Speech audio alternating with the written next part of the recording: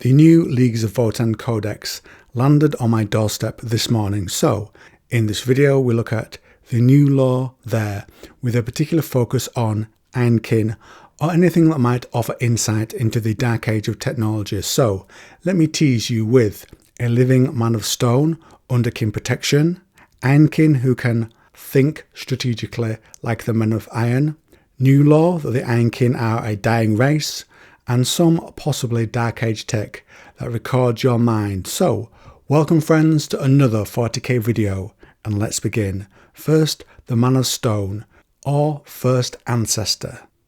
My take regarding the first ancestors who are venerated by the Leagues of Votann has been those that first sent them out into the wider 40k galaxy is that they were men of stone, and that they were the people that sent out the Leagues of Votann to bring back resources to the Dark Age human empire. So keep that in mind as we go over this lore. There are many subgroups within the Leagues of Votann. One of them are called the Urani Surtur Regulars. Known throughout kin space as the URSR, this league and its kindreds have long held onto an expansive foe-haunted territories in the southern reaches of the galactic core. Other kindreds might have sensibly given ground in the face of such relentless threats, but the URSR refuse to do so, nor do they consider their actions to require any explanation from other leagues beyond asserting that the ancestors would abandon them should they give up their traditional hold worlds. But why are they so fixated on holding there? Other kin who consider the URSR's actions illogical or wasteful suspect them of being bound by rashly vowed grudges or hoarding access to some precious resource they are intent upon exhausting alone. The truth would galvanise all leagues if it were known. At the heart of the URSR's territory is a system containing an artificial world that has accreted around a truly ancient kin vessel dating from the earliest period of the first ancestors' migration. Within this vessel is a votann, which the Urani Surtur Grimnar believe to be more ancient than any other, but have slumbered, incommunicative for as long as the League has known. The League's active but semi-lucid votann has made pronouncement interpreted as suggesting the somnant, as it terms its peer, may be one of the first ancestors, or even Votann itself. Should the somnant ever wake, the knowledge it possesses, uncluttered with millennia of kin minds, could change the galaxy. Sadly, the URSR and their active Votann have lost the means to awaken the somnant, if they ever possessed it. All they can do is stand guard over it as the Grimnar attempt one ancient invocation after the next to rouse the slumbering Votann. Now I imagine the Men of Stone as a combination between flesh along with bionic enhancements, something like the Mechanicus but much more powerful. So that doesn't really mesh with the Votann, who are super smart artificial intelligences basically, that provide everything the Votann need. So that doesn't quite match up. But I know a lot of people also think different to that, so I thought that's how I will present the lore to you. So let's move on to the next bit. How the ironkin within the Leagues of Votann have members that can think strategically like men of iron. These beings are called Memnia strategists. They are amongst the highest rank that a kindred's ironkin can hold. Only those who the Votann have created with exceptional cognitive abilities can serve as these living calculators beyond compare. Strategists often advise Carls and Einherjar champions before battle, as well as the Votannic Council, upon which usually sits a chief strategist of the Memnia, while other specialists amongst the Memnia serve as chemical analysts, production schedulers, resource diviners, claim moderators, or one of many other vital roles. Strategists hone their skills in martial logistics and expert tactics. When the threat of conflict looms, they analyse reports from exploratory prospects and individual bands of ironkin on the foe's positions. They rake through environmental and structural dispatches offered by the Chthonians and other guilds, assessing impacts on the kin host and how the terrain can be exploited to undermine their enemies. Strategists scrutinise the enemy transmissions, not just their communications, but also energistic discharges that enable them to gauge the location and vulnerabilities of power networks. A skilled strategist can amass almost as much insight into the foe's capabilities as possessed by the enemy's leaders. To exploit such knowledge, each Memnir strategist memorizes details of every element of their kin host, including material registers, engine outputs, mass estimates, ordnance tallies, psychological tendencies, and centuries of strategic insight against all manner of hostile creatures. Passing this wealth of knowledge, strategists feed their fellow commanders moment by moment tactical revelations and strategic redundancy options. This information sees kin forces respond with seemingly preternatural speed and decisiveness to developing enemy maneuvers. Strategists allow their allies to strike devastating blows against weak spots the foe didn't even realize they had, and lay traps to counter supposedly flawless ambushes.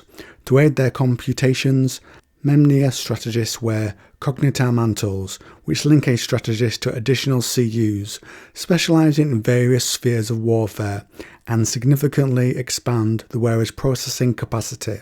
To the kin, such tethered nodes are not people in the same way that ironkin are. So why compare these two abominable intelligences, or artificial intelligences, as we would know them? Because there are two that are very similar that we have been told about. There is the Tabula Myriad and the Aurak Myriad.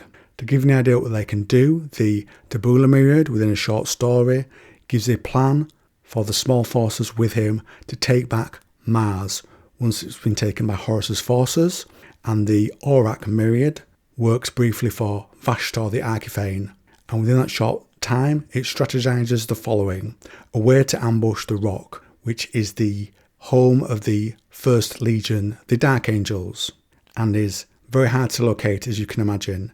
That strategy for the Aurak Myriad works. The Tabula Myriad one, we don't know what happened there, but just to say, they both have amazing ability to predict the maneuvers of their enemies, just as these strategists do. And we do also get a bit of lore about a very particularly good Memnir strategist, which we'll cover now. Legends of an Iron Carl have existed for millennia.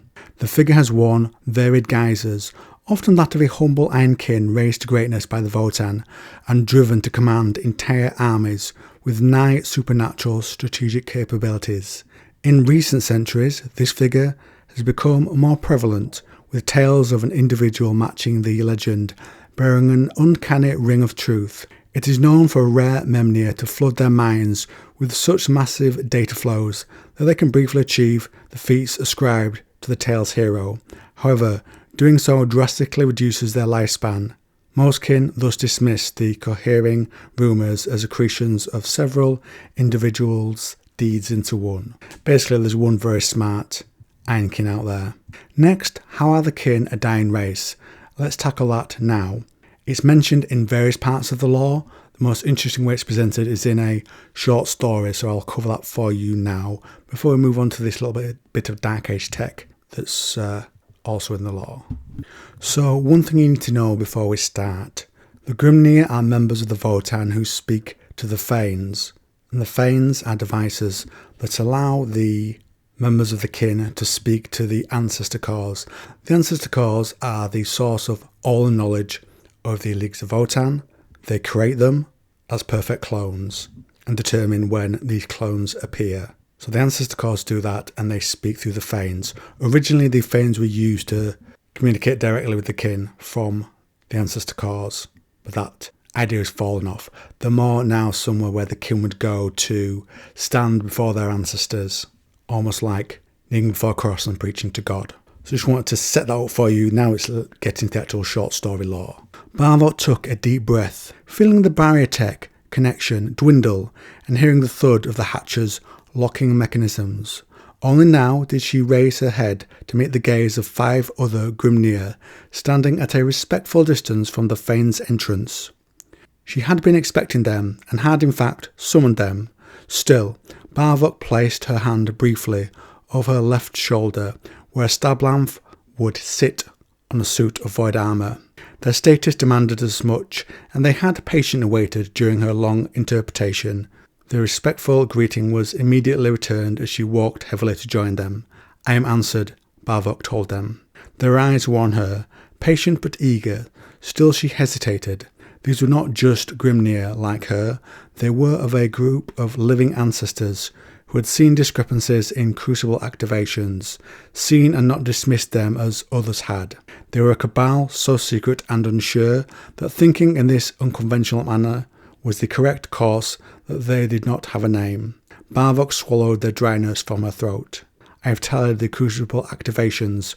As far as possible, I have accessed old answers. It might be degradation crucible activation frequency is in flux." "We all know that," replied Vak, the group's eldest Grimnir. Others denied, "but there have been variances between these specific dates," said one-eyed Kaharim. "Few birthed every activation, few activations. If it is their will, then we accept it," Vak piously retorted. Even he could not articulate the suggestion that the votann might be in error. Emotion made Barvok's breath catch. A response had at last surfaced to explain the flux in crucible activations. "I'm answered that there is no variance," she finished. It was a denial of reality, a judgment. Barvok felt numb.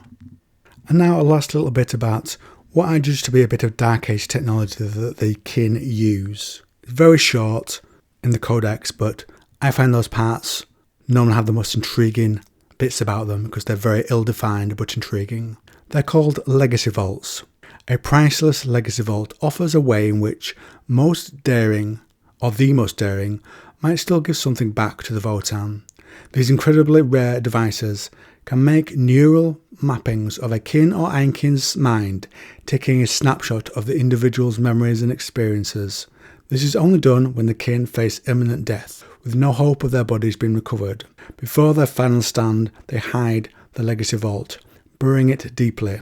Capable of enduring immense heat, pressure, radiation and more, a legacy vault will remain waiting to be found by the other kin and hopefully, eventually, returned to the votann. So I hoped you enjoyed the kin lore presented in this video. There is a little more that was intriguing that I'm going to present in a separate video that I was actually already working on, just to give you things based on a particular theme.